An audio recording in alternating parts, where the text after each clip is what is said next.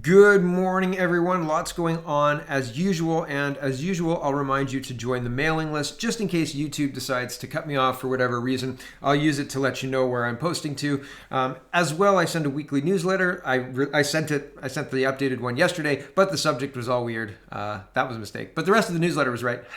So, whoops. And next time I'll do better. So, if you aren't on the newsletter, get on the newsletter. And you can do that at CanadaPoly.com or at CanadaReport.co. And here's the form as well if you're not sure. There's lots of conversations going on. We're talking about inflation and vaccine passports and Roxham Road, and all sorts of different conversations happen on the Canada Poly forum. And I don't censor the speech, so come on over for an uncensored conversation about what's going on in our country. The Conservatives don't appear to be on board to be stopping mask mandates anytime soon. They've introduced their own line of masks. This is the party that's going to stick it to Trudeau, opening up their own line of masks. Yeah, and they're on Shopify, so I think that's kind of funny. Collections is Shopify. Interesting.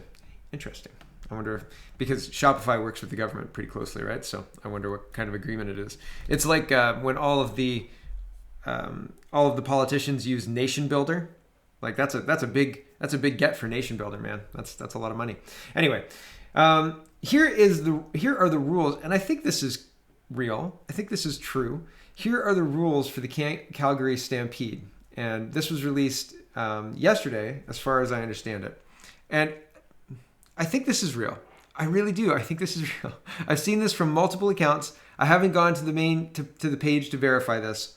So if this is not real, if I've been led down the garden path, apologies, but I think this is real. It says, the Calgary Stampede event may be canceled at any time. Dates are subject to change. Guests may visit only with their family cohort for a maximum of 3 hours. Avoid prolonged eye contact and conversations with other guests. Enjoy! Like, everybody put your mask on and your blinders on, okay? Like the horses, we'll just look forward and enjoy the stampede only. If another person is coming towards you and is attempting to make eye contact, close your eyes and hold on to somebody near you. They'll guide you through it. What is happening? I mean, it's funny, but it's unbelievable, right? Like, this is just crazy. It's crazy. I hope it's a joke. This isn't a joke. Aaron O'Toole put this out on the May 2-4 weekend, right? It says, starting the long weekend off right. Rebecca had a cold one waiting for me after my run, wishing everyone a safe and relaxing long weekend, right? Right, just a like run-of-the-mill political tweet, right? Like nothing special, unless you're Evan Solomon, right? Interested in comments on this post by CPC leader. The wife with a cold one waiting for the man to come home is an old stereotype. What's the message from a party that needs female voters? Some will dismiss it as nothing, but personal posts of leaders are political messaging. I thought the same thing, says Mark Gerritsen. Yeah, the smart kids in the room are weighing in now, eh? How dare he? And I think that it's just one of those things. Andrew Lawton says this tweet is getting ridiculous criticism for being anti-woman because checks notes Aaron O'Toole's wife handed him a beer. Isn't empowerment about making choices, such as perhaps opting to give your loved one a beverage? And for all we know, they were both drinking together. Yeah, it's manufactured. It's a manufactured thing. Like it's something to talk about that isn't the obvious loss of our civil liberties, freedoms, and rights, right? That's, oh look, Aaron O'Toole's wife got him a beer. Oh my goodness, is that playing into old stereotypes? Or are we just destroying our culture for nothing? Right? Oh, goodness me. Here is Attorney General Lametti.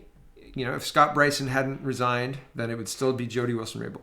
But Attorney General Lametti coming in and answering questions about the charter, he doesn't answer any questions. This is a minute and 40 seconds of this representative just being frustrated and saying, why won't you answer the question? Just answer the question. Yes or no. But liberals, they don't answer questions they don't like. I'm sorry. They don't. That's it. Here we go. This is, we'll watch it until it stops making sense to watch. Here we go. Again, I won't go into the mechanics of the explanatory document. I'm just wondering it took why. into account the changes. It's an explanatory document because the law only But 4.1 is the requires whole that I reason give that a it was charter. requested. Why wouldn't you comment on that? 4.1, I do not have an obligation to give legal advice. I have an obligation to give a charter statement under 4.2. You're refusing to address the fact that 4.1 has been removed and give a statement as to whether or not it still is charter compliant. Why are you avoiding my question? The bill as tabled. You're skirting again. According to the explanatory, I'm not skirting anything. Why won't you just address it? Why won't you just say, then why not just here. say, yes, 4.1 being removed still respects the charter? Remember, Ms. Harder, that I'm not here to give legal advice, and I can't give you legal advice. I'm not asking for legal advice. I'm asking for the reflections of a very qualified minister. You have, and I certainly would expect you to be able to answer my questions directly without skirting them. And I am answering the question directly. I'm going to move on to my next question. In the next part of the clip, he keeps throwing the question to Gallibo, and she says, well, I'm asking you. I want you to answer, I don't want Mr. Gallibo to answer. It's interesting because he's acting as Attorney General and as an MPP in the committee. So he's putting on different hats and saying, well, I can't give you legal advice. Like I'm wearing this hat right now. I can't do that. It's very, very interesting. C-10 is a train wreck. It's a train wreck. And there's not much that it seems anybody can do to stop it because the bloc is right on board, right? The nation of Quebec, right? Okay. Joe Warmington, this is the mature minor thing, I think is probably the biggest story in Canada that is being ignored by the press. Certainly not Aaron O'Toole's wife giving him beer. That's not a story. This is being ignored. And I don't know when this was put into place, the removal of the parents from the decision-making process, because children don't have a right to drive or vote. They can't operate a cell phone. At 12, they're not supposed to have Instagram accounts or Facebook accounts, but they can give their consent when informed consent is difficult without data. And it seems like, well, I'll show you what the Health Canada says at the end of this little segment about the current vaccination status. Oh wait, maybe it's at the end of a different segment. Anyway, the current vaccination status of each of the manufacturers, like Pfizer, Moderna, AstraZeneca, Johnson & Johnson, as per Health Canada. Okay, so we'll get to that. But first, City of Toronto put a tweet, and I'll show you the tweet. I want to show you the ratio on the tweet. It says, youth do not need to attend a clinic with a parent or guardian, as parental consent is not required to receive a vaccine, provided the healthcare provider administering the vaccine deems the youth capable of understanding the decision to be vaccinated. Now we're going to go through, I'm going to show you what it takes to assess capacity. A capacity assessment, your ability to make decisions for yourself is capacity, right? A capacity assessment is difficult, and in this guideline here, this is the Attorney General website, the Attorney General of Canada website. It says the guidelines for conducting assessments of capacity are intended to assist the province of consistent and high quality assessments in the service of Ontario's vulnerable adults and their families. Okay, under the capacity assessment regulation to the SDA, in order to be qualified to be a capacity assessor, a person must be a member of one of the following: the College of Physicians and Surgeons Ontario, the College of Psychologists of Ontario, College of Nurses of Ontario, Ontario College of Social Workers, College of Occupational Therapists of Ontario. He or she must also successfully complete a training course approved by the Attorney General and have at least $1 million professional liability insurance in respect of assessment of capacity or belonging to an association that is specified in the bylaws and provides protection against professional liability in respect of assessment capacity in an amount of not less than $1 million. And so this is a 58-page report, and it was released in 2005, right? Guidelines for conducting capacity assessments, and 2005. Now, this isn't the same thing as what they're talking about. Oh, sorry, I had myself up and not all the documents here, but what I was talking about is all right here, right in the introduction, okay? And I just wanted to show you that it was the guidelines for capacity. Now, guidelines for capacity assessment are different than this immunization assessor thing that they're talking about. But I want to know, what's the training? What's the liability? What kind of background does the person have to assess the person's ability to capable of understanding the decision to be vaxxed? So Like the healthcare provider administering the vaccine deems the youth capable of understanding the decision to be vaxxed. How is that governed? With what document? Under what law? Where? Right? So I'm not trying to make an apples to apples comparison to say that this is the same as that. I'm trying to say that in a capacity assessment, there is a very high standard of what they need to be able to do. The people who are assessing the capacity, they need to be able to be trained in assessing capacity for the purposes of that, and then they need to have liability in case they're wrong. So what kind of training have these people, these healthcare providers who are assessing the capacity of underage children, 12 to 16, 12 to 18, because 18 is the age of majority, not 16. They've made it 16 somehow because 16-year-olds are able to assess their own capacity or assess their own risk. How could you assess risk of something when you don't have data, when you don't have data to present? How can anybody make informed consent, right? All of the studies that have come out, what about AstraZeneca that seemed to be incorrect, right? All of the stuff that said that it was right and then it was wrong. Joe Warmington said, this is unprecedented. He's responding to the City of Toronto's tweet. And I didn't even talk about the ratio. The ratio is 44 likes to 464 comments. And usually that means that the tweet is not very popular and people are upset about what's happened. So that's the City of Toronto tweet. So Joe Warmington responds to the City of Toronto saying that youth don't need to attend a clinic with a parent or guardian. He says, this is unprecedented. Has children's safety been fully considered and prepared for? How is this approach arrived at? Was there debate about this in an elected house? Who is responsible should the child be in medical or personal distress at a vaccination clinic or route to or from? So say the kid doesn't tell the parents and on the way home on the bus suffers some kind of adverse reaction. Who's responsible for that? The bus driver? Like the parents? The kid? Who? And if the kid, what if the kid doesn't know their medical history? There's all sorts of problems with this. There's all sorts of issues with this. And it appears that I don't know when this became a thing. I don't know when this came into force. Like it seems like the mature minor language has been around a long time, and it seems like when you tell people about this, they almost underreact. They're like, huh. And that is a very large departure. It used to be that parents had primacy. Like you could raise your kid as you see fit. For the most part, if you hurt them, then you will have visits from the state, etc. But I mean, even up to spanking, there's precedent in Canada for allowing parents to spank their children. But having the child deemed capable by a medical person whose job is to administer a vaccine doesn't necessarily put the child's needs first. Doesn't necessarily take into account the child's medical history. What if the child has a medical history they're unaware of, right?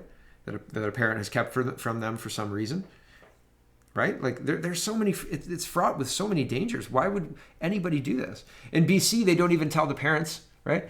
Here's the HealthLink BC. It says the immunization record of any child who gives their own consent will not be shared with the parent or guardian unless the child gives permission. So what if they have an adverse reaction and the parent doesn't know about it and thinks, well, it doesn't have anything to do with this because, nobody told me that happened, right? So scary. ER Doc Ontario says, as a doctor, I would neither give a child a medical treatment without consent from their parents. I would never, give a child a medical treatment without consent from their parents. This is radical and unethical. Why the rush to vaccinate a low-risk age group? Vaccines were supposed to be for the vulnerable. And Chloe is asking, do all 12-year-olds know their full health portfolio? What happens when one isn't fully aware or of an allergy or medical issue that would exempt them from vaccination? Yeah, I mean, really, how many 12-year-olds are fully versed and can stand up to themselves to an adult who's saying, this is good for you. Sit there and just give us a second, let us do this, right? Who believes that they are doing something good, right? Like, how do you steel your child against that? I've got a document at the end of this segment if you're worried about it that you can send to the school. Here is the New York Times reporting CDC is investigating a heart problem in a few young vaccinated recipients. So this is from the New York Times. CDC is investigating heart problems in a few young vaccine recipients. The agency is reviewing several dozen reports that teenagers and young adults may have developed myocarditis after vaccinations, officials said. But the agency has not determined whether the vaccine caused the condition. The Center for Disease Control and Prevention is looking into reports that a very small number of teenagers, a very small, like dozens and dozens, is a very small number, okay, and young adults vaccinated against the coronavirus may have experienced heart problems, according to the agency's vaccine safety group. The group's statement was sparse in detail, saying only that there were relatively few cases and that there may be entirely unrelated to vaccination. The condition, called myocarditis, is an inflammation of the heart muscle and can occur following certain infections. Here is Alex Brenson. He says, no worries, teens and young adults. CDC Gov is just looking at a few cases of post-vaccine myocarditis. And by a few, they mean several dozen. This is way more serious than they're pretending. See how they've narrowed down the signal in a very specific way. The infections aren't random. They're about 4 days after the second shot of one of the mRNA vaccines. But the panic porners at New York Times are quick to scream about zero risks COVID poses to healthy young people, so go weirdly limp when it comes to the vaccine side effects. It's interesting, very interesting. The vaccine does not have safety data because it has not been around long enough. And here is Lisa to inform us with the link. So here's the Health Canada link.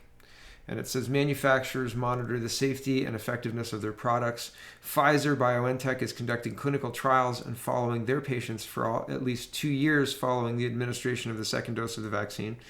Moderna is planning to follow clinical trial participants for at least 2 years after the second dose of the vaccine is given. AstraZeneca and Covishield plan to follow all clinical trial participants for up to 12 months and monitor the safety and efficacy of the vaccine. Pfizer, BioNTech, Moderna, AstraZeneca, and Covishield are legally obligated to communicate any safety concerns to Health Canada. So it's common knowledge, or should be common knowledge, that these are currently under clinical trial, and any safety concerns will be reported to Health Canada. And then NACI will make a decision. And, well, we'll finish off the show with NACI. I guess I can spoil it now. NACI says, interchangeability, don't do that. Don't do that, NACI says. Use the same type if you're going to have 2 shots. Use the same 2 types. Interesting stuff. I'm not sure how this is all going to play out, but I'm sure it's going to play out in a way that is going to be maddening. Here's the capacity assessment stuff if you're interested in looking at that. And Millhouse says, I can fight for myself and make my own decisions about what to put in my body, but stay away from my kid. That's a line that won't ever be crossed. And Chick from Ontario posted this, and this is the document I was talking about. It says school notice of liability for Alberta, and I think there's one for Ontario as well. British Columbia, Manitoba, and is there one for Ontario? Ontario at the bottom. And so each one you can download and send to your school board, talking about making sure that the school is aware of your wishes with regards to mature minor status, etc. So thank you for putting that together, and there you go. Moving into COVID restrictions and what that's doing to retail, full-page newspaper ad from the Retail Council urging Doug Ford to open more shops by June 2nd. Under the current reopening plan, most retailers have to wait until June 14th. So remember the other day when I said they got 2 more weeks? They actually got like 3 more weeks. We're hoping to get into the first phase of the 3-phase reopening plan that isn't really a reopening plan in the middle of June. You can't get a haircut until July, right? So this seems like they are much more strict than they were last year. But retailers are saying it's been a year. It's been a year. This is madness. This is unbelievable, right? And here's the front page ad. It says, Premier Ford, you must stop scapegoating us. Your own data shows that non-essential retail sector is not the cause of COVID spread, yet your rules continue to target us and shut us down. You need to understand that we have implemented the strictest protocols and have demonstrated that we can keep customers and employees safe. You need to care about the 53,000 jobs already lost, or the ones yet to come, and 206 plus days closed and counting. You need to take an interest in what's happening in our businesses and jobs. Leading means taking responsibility and looking at the evidence. People are upset and frustrated that there's no action. Here's the CEO of Chapters. Treated like disposable garbage, Indigo CEO blasts Ford government. Ontario Premier Doug Ford's reopening strategy is coming under fire for leaving non-essential retailers in limbo once again. Among his critics is Heather Reisman, the chair and CEO of Indigo Books and Music Inc. We feel the decision was an incredible additional punch to the gut of all of us who are labeled non-essential, she said in an interview Friday. They treat us as if we're garbage. That's how we've been treated, as if we're disposable garbage, Reisman said after saying the views she expressed represent how hundreds of retailers are feeling. She said she's urging Ford to engage with chief executives in face-to-face meetings to lay the groundwork for a win-win outcome. Ooh, she's still trying to negotiate, eh?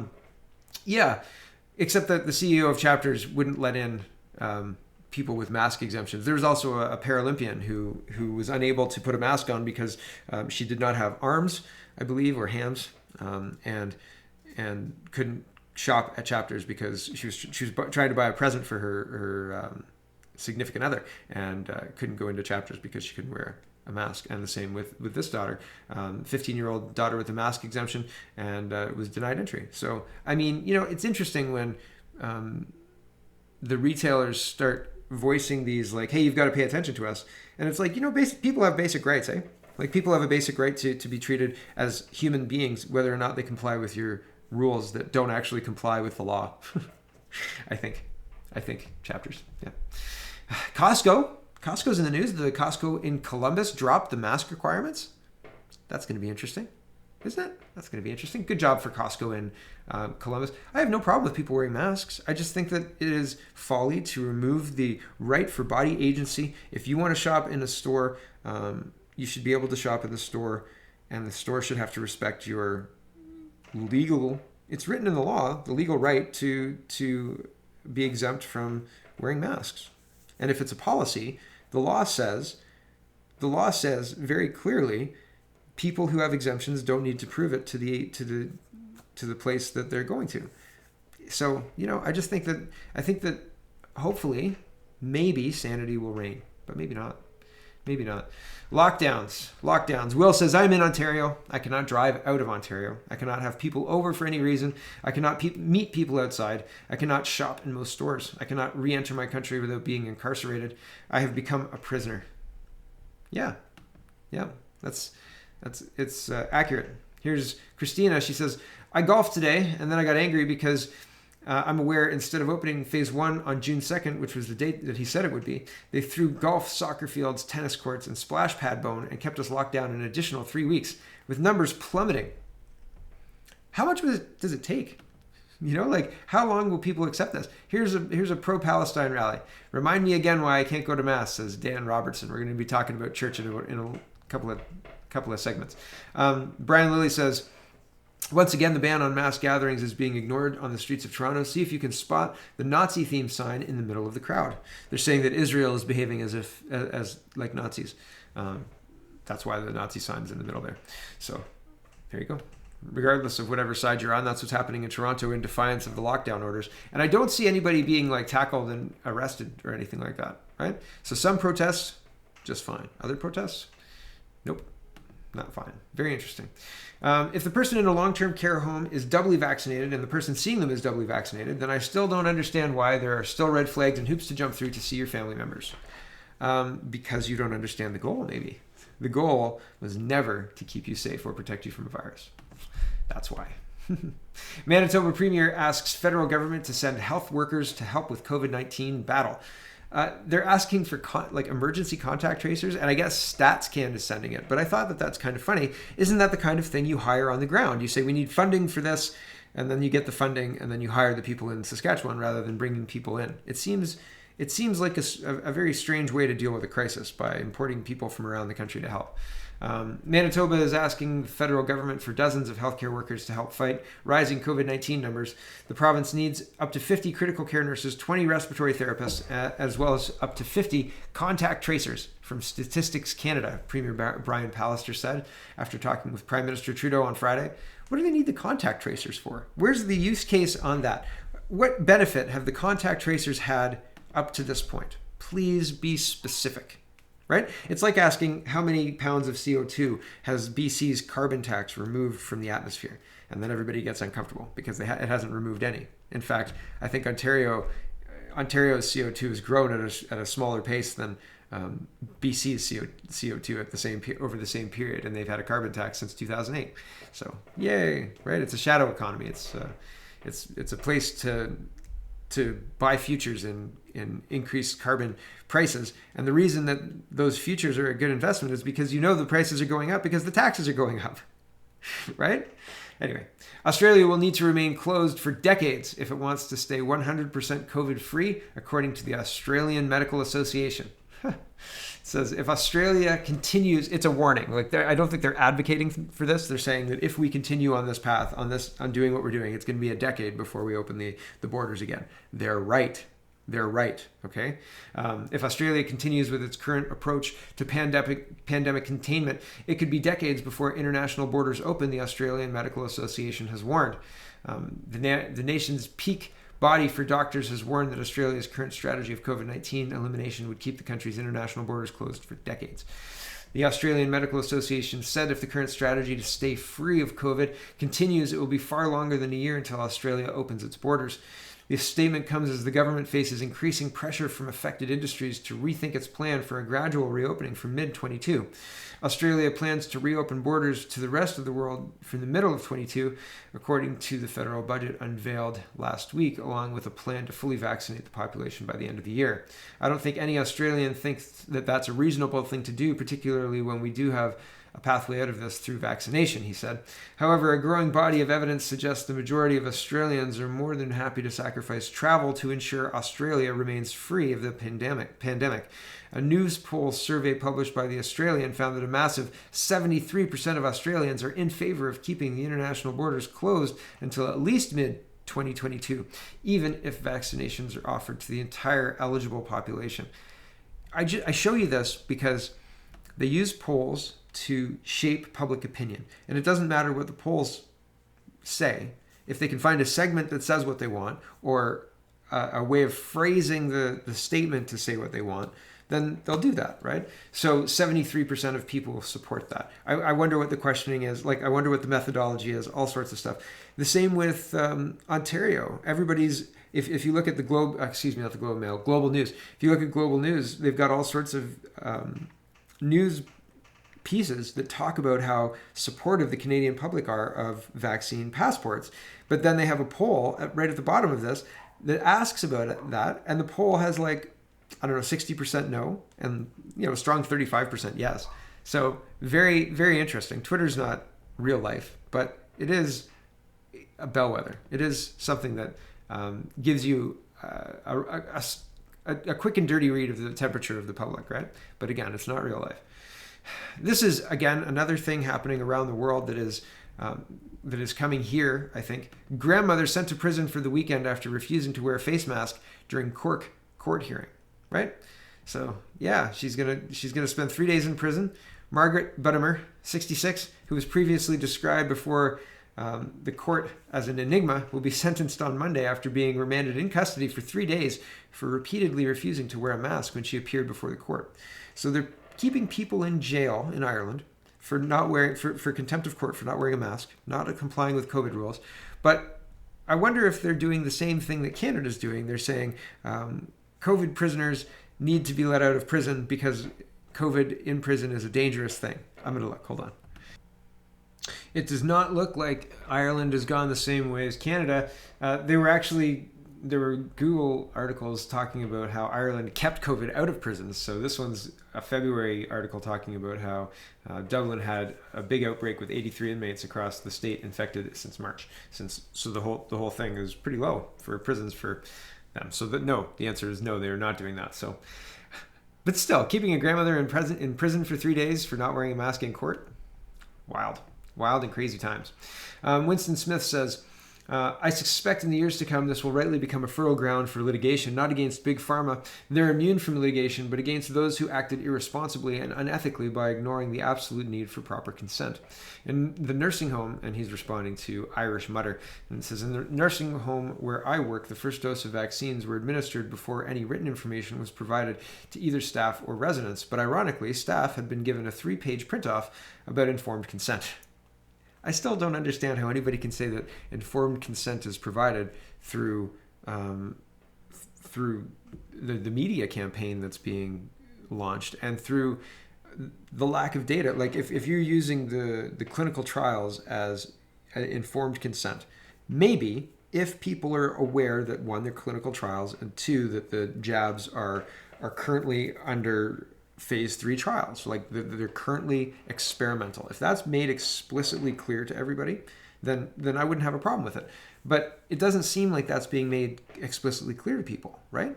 It doesn't. And I was just going to leave everything on YouTube today, and I was thinking that this wasn't going to get too spicy. Now I've said it, and I didn't switch over, so I'm not going to. I'm going to leave it all on YouTube today because really I'm not talking about anything specifically COVID-wise. I'm talking about the lack of data, and I'm talking about the facts that people are trying to sell something that as safe and effective when we don't have the data to back that up. And so I don't know if that's misinformation. It's not trying to be.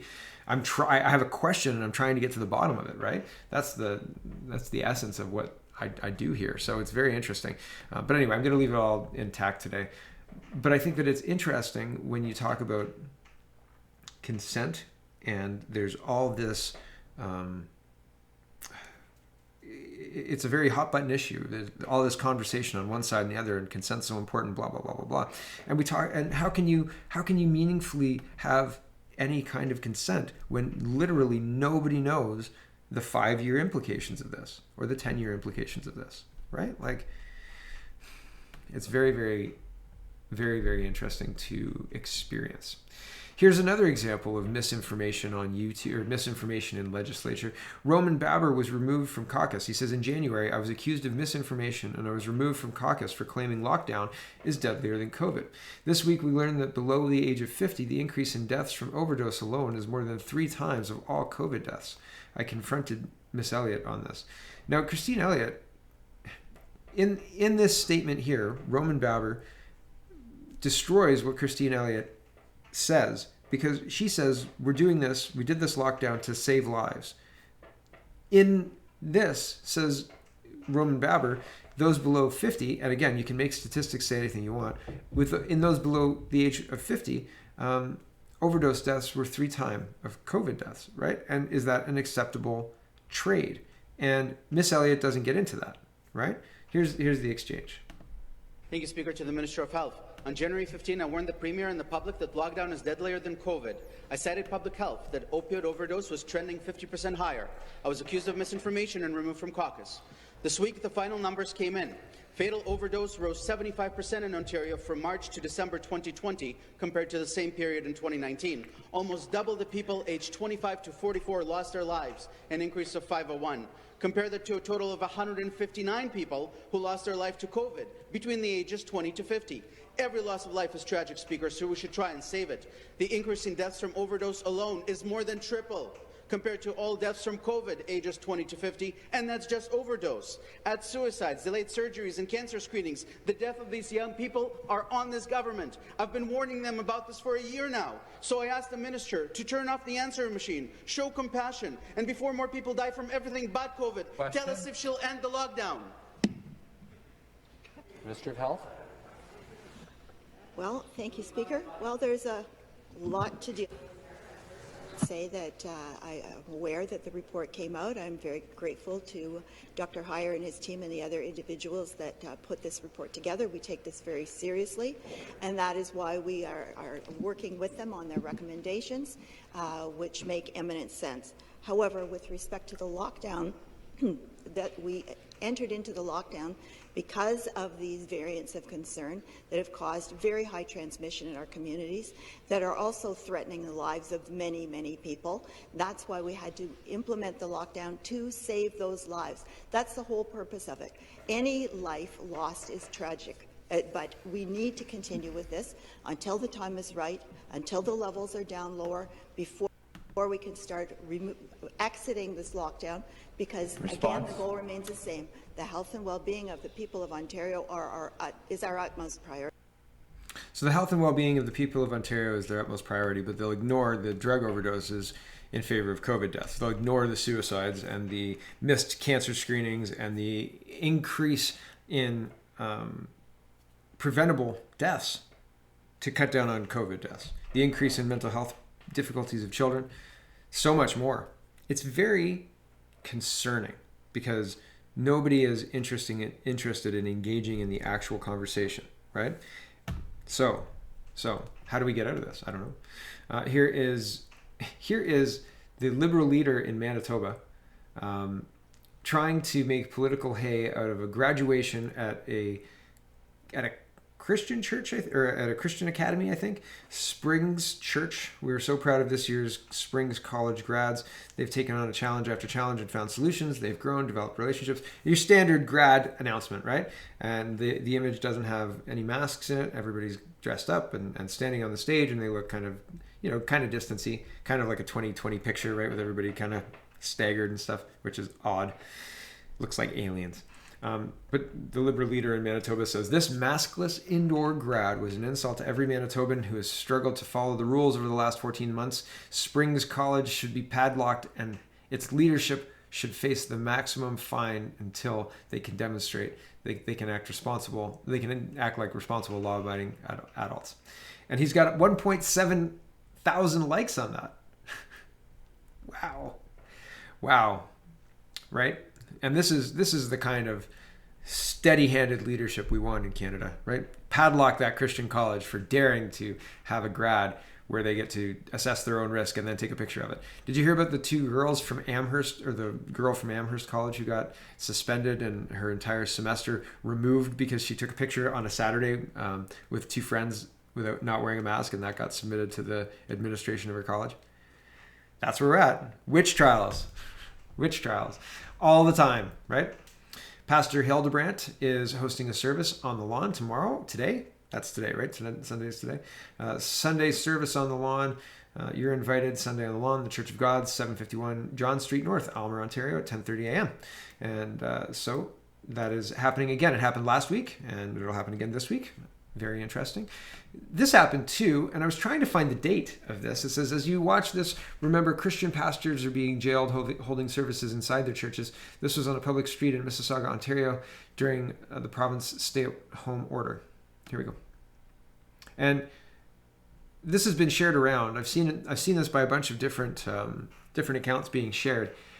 I don't know what street this is. I don't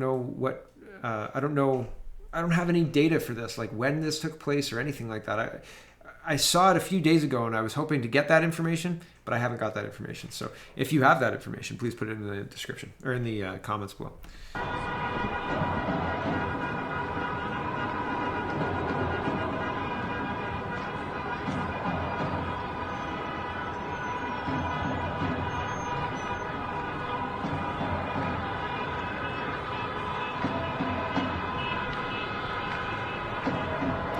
So that's, I'm sure the police were there to get ready to break that up, just like they're breaking up the churches, right? I'm sure they are. COVID may have hastened Christianity's decline in Canada. This is talking about the Anglican Church, and talking specifically about the Anglican Church. And I thought it was interesting in context. So I'll read this part here. Pentecost 2021 is not a happy birthday for the Christian churches in Canada. From the 7 months and counting abolition of religious liberty in British Columbia to the severe restrictions on worship elsewhere, Christian disciples may well feel, as their ancestors did at the first Pentecost, huddled together, feel fearful of the authorities. I keep on my desk the January 2020 issue of the Anglican Journal. The headline on its cover focuses the attention of anyone engaged in pastoral work. Gone by 2040? Quote, we've got simple projections from our data that suggests that there will be no members, no attendants, or givers in the Anglican Church of Canada by approximately 2040, reports Reverend Neil Elliott, a BC priest. He has a doctorate in sociology and conducted a comprehensive review of Anglican data sets as part-time statistician for the National Church. His figures are not disputed. The entire issue of the Anglican Journal features senior church leadership confirming the data with their own experience. The Anglican Church of Canada had about 1.3 million members in 1961. By 2017, that number had dropped to 282,000. The remaining faithful are largely older. So, what are we watching? Power abhors a vacuum, something that has been consistently a cornerstone of Canadian life is disappearing and being replaced with something. Police are being engaged to shut certain religious gatherings down and not others. That's notable within context, right? So what's happening? You decide. ER Doctor says, rich friends of Ford Nation can play golf and go boating this weekend, but your kids can't go to school, despite calls, open letters from doctors that care for children who are witnessing their distress. Let that sink in. Rich people mean more to Doug than innocent children.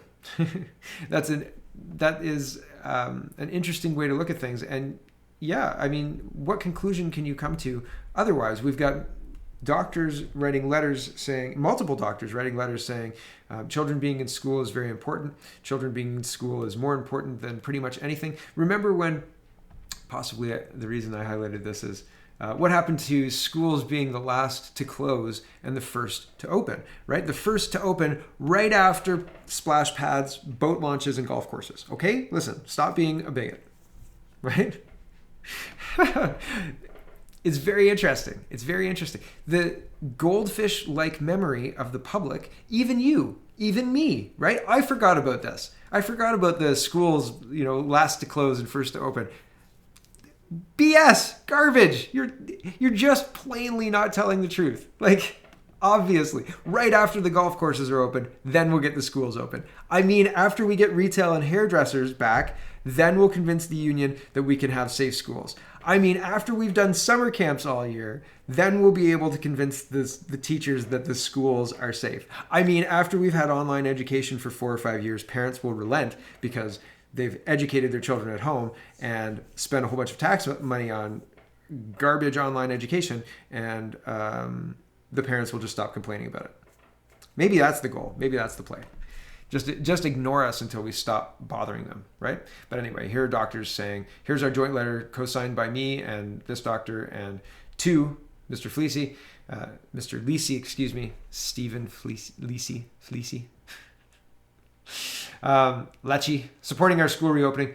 Reopening schools would provide immeasurable benefit to the mental and physical well-being of children and their families. Not if it's like a prison. Not if they have to go in there and not have any lunch, not have any recess, no voice, no mask, no voice, no band, no indoor or outdoor activities, no anything. If it's like that, thanks. I'll do this. I'll do what we're doing now, because honestly, the school boards with this mature minor garbage have lost, I think, the parents' trust. At this point in time, and with this school push and the 12-year-old thing, I'm like very, very concerned that the whole reason people want anybody in school is so they can get the kids vaccinated, maybe without letting the parents know. I think they'll probably send a letter home, right?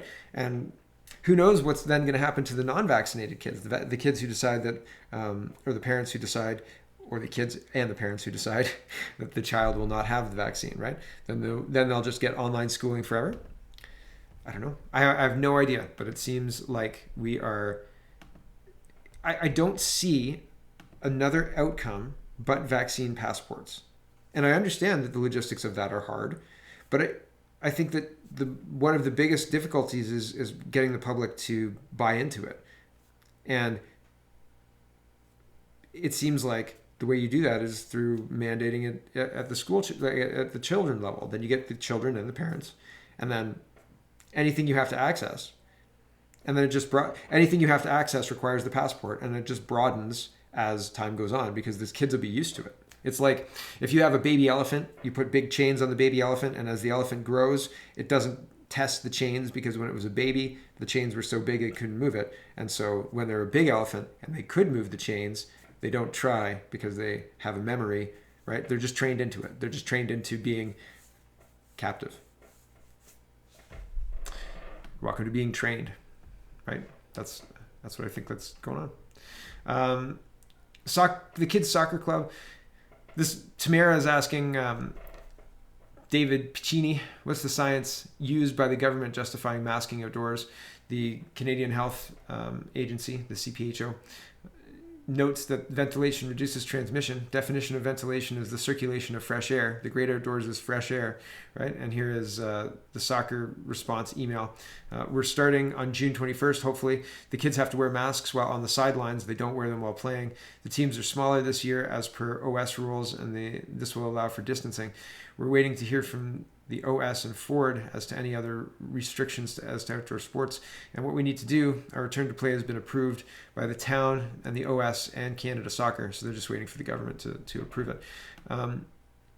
Do you think that we'll get there? I don't know. I don't know. At this point in time, nothing would surprise me. At this point in time, having a continued lockdown, we were supposed to open May 20th.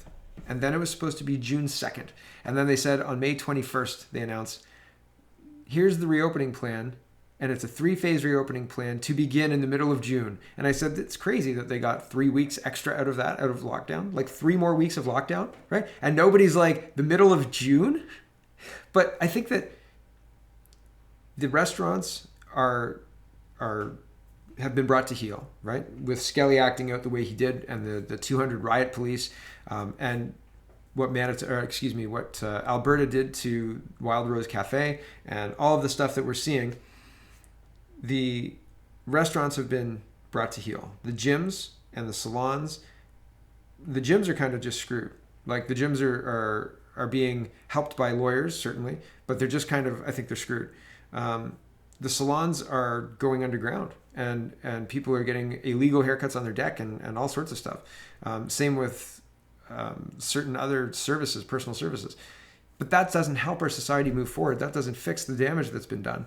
And it's not healthy to live in a varying state of lockdown. It's not healthy to live in a state where you are sick until tested healthy.